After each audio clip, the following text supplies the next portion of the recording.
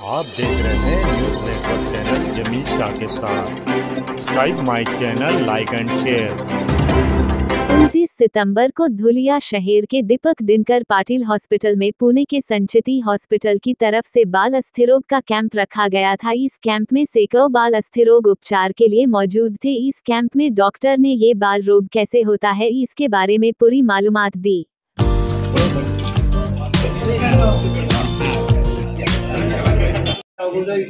मी बेडकर मी त्याचं स्वागत करतो आणि माझं थोडक्यात मनोगत व्यक्त आणि तुम्हाला सगळ्यांना पेशंट तपासले जाते बोलत नाही पण संचय इन्स्टिट्यूट पुणे यांचा मी माझा जेव्हा उद्घाटन झालं 1975 साली तेव्हापासून तिथे नेहमी ते कॅम्प घेतात।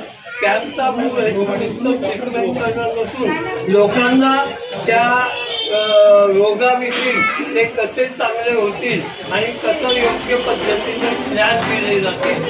संस्कृती माझ्या दवाखान्याच्या वेळेस पोलिओचे कॅम्प घेतले होते, 15 ऑगस्ट 83 साली कॅम्प घेतले होते, आरशाला कॅम्प घेतले होते। त्यांचं खूप सामाजिक कार्य आहे आणि ते धुळ्याला खूप महत्त्वाचं आहे।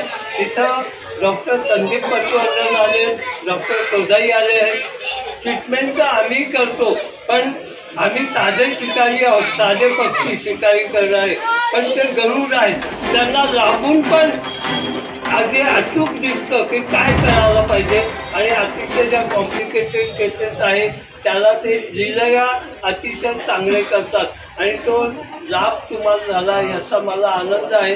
एवढं बोलतो आणि मी परत शुभेच्छा देऊन भाषण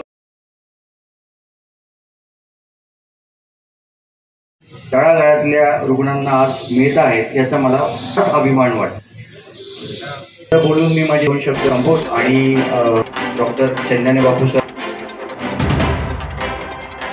पण करायचो, पण फिजिकली ते पॉसिबल होईना असं झाल्यानंतर हळूहळू आणि कोविड नंतर ते कमी कमी होत बंदच झालं। शेवटी आता लोकली काही लोक अवेलेबल असतात, पण मला वाटतं लहान मुलांच्या व्यंगांमध्ये ट्रीटमेंट करायला तुम्हाला एक कलात्मकता लागते किंवा एक्सपिरियन्स आणि एक्सपर्टीज, त्याचा लाभ लोकांना जास्तीत जास्त मिळावा, कारण असे लोक जे ही काम करतात हे कमी आहेत।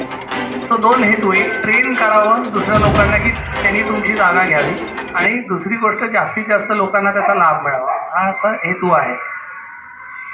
त्यामुळे तुम्हाला बाल अस्थिरोग व या विषयावर काही प्रश्न असतील तर जरूर विचारा।